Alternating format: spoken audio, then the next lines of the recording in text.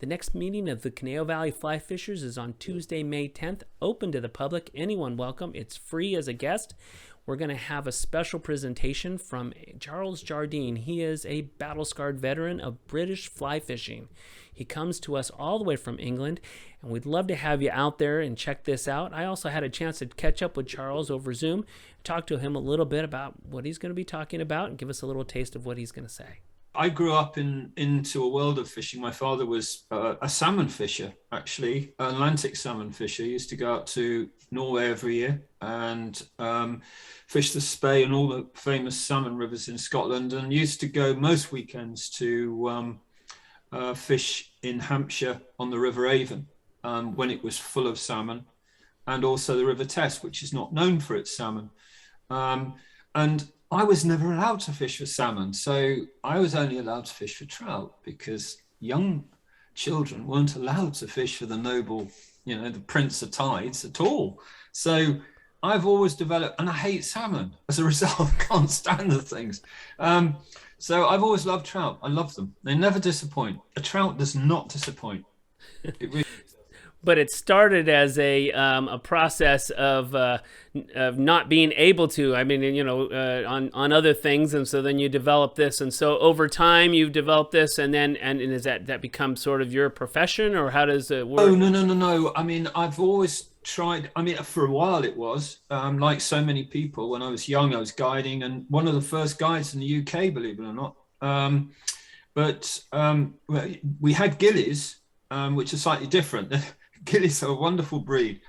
They're a Scottish sort of a guide who turns up, points a finger at a river and says the fish are there, there and there, and then retires to what we call the bothy, which is a hut, and probably won't be seen until 5. And then at 5 o'clock, you're off the river. You are off the river.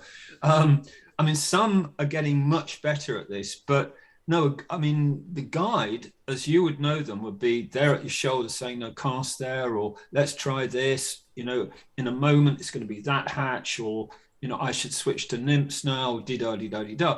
And I was probably one of the first back in, 1970, I'm going to show my age now, 1976. It's a long time ago. And the world was a different place, and the hatches were more fulsome, and the trout used to rise more often. I have to say, I've seen a lot of changes, actually. Fantastic. And what do you do? What do you things you're up to now, Charles? Well, I run a foundation. I've used my school teacher background, and we've developed over the years a thing called Fishing for Schools, which goes into areas that are fairly undernourished, if you like, teaching young people who've really put the barriers up about actual conventional teaching, and using angling or fishing as a way to actually encourage them back into ordinary learning, into more mainstream learning.